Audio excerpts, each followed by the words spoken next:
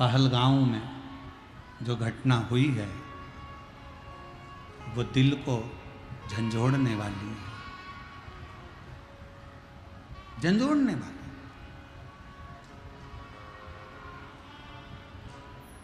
भारत की भूमि पर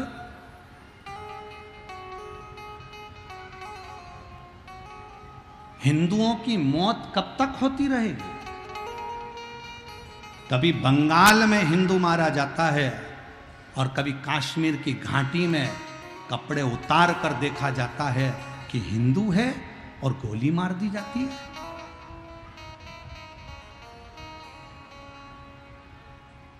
करोगे क्या? कैंडल मार्च निकाल लोगे, पुतले जला लोगे, बन सकेगा तो थोड़ा थोड़ा नारा लगा लोगे और फिर शांत होकर बैठ जाओगे?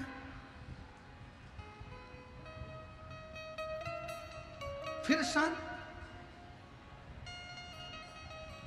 मेरा निवेदन है सनातनियों, मेरा निवेदन है सनातनियों, जाग जाओ, अब मौका है।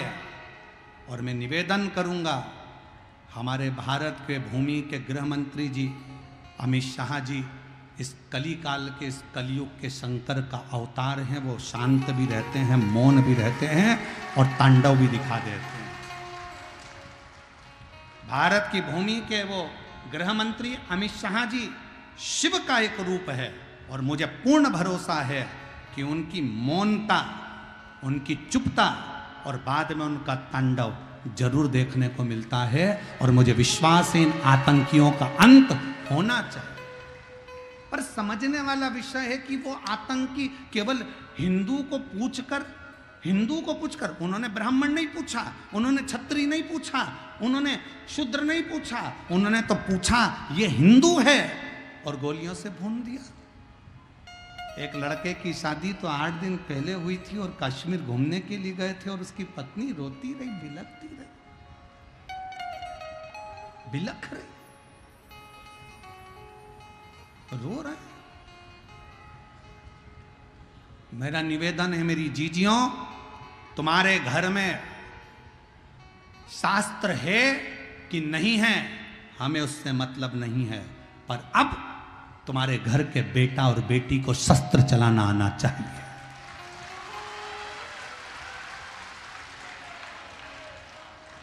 अब तुम्हारे बेटा बेटी को शस्त्र चलाना आना चाहिए। बेटी को भी शस्त्र चलाना सिखाओ और बेटों को भी शस्त्र चलाना सिखाओ।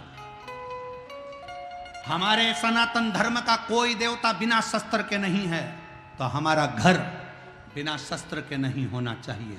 और जब वक्त पड़े उन शस्त्र को निकालो और सामने खड़े हो जाओ। और कितनी दुखद घटना कि पूछा जा रहा है तू हिंदू है और गोली मारी जा रही है। बंगाल में देखा जा रहा है हिंदू है और घर से निकाल कर मारा जा रहा है। और संसद भवन में बैठे हुए वो 200 हिंदू सांसद वक्फ बोर्ड के बिल के ऊपर रात भर बहस करते हैं और हिंदू के नाम पर कलक बनकर बैठे हैं। ले जाओ उनको और कश्मीर की उस घाटी में सौंप दो। कश्मीर की घाटी में ले जाकर सौंप दो कि जो सनातन धर्म को छोड़कर हिंदू होकर हिंदू के लिए अपशब्द कहते। क्या जरूरत है इसकी? क्या जरूरत है उसकी? अरे थोड़ा तो जाग जाओ रे। उस लड़की को देखो जिसका 8 दिन पहले पति शादी हुआ, मेहंदी लगी हाथ में और पति मर गया, एक का बेटा चले गया, 26 से 27 लोग मौत के घाट उतर गए। मौत के घाट कब तक झेलेगा? कब तक?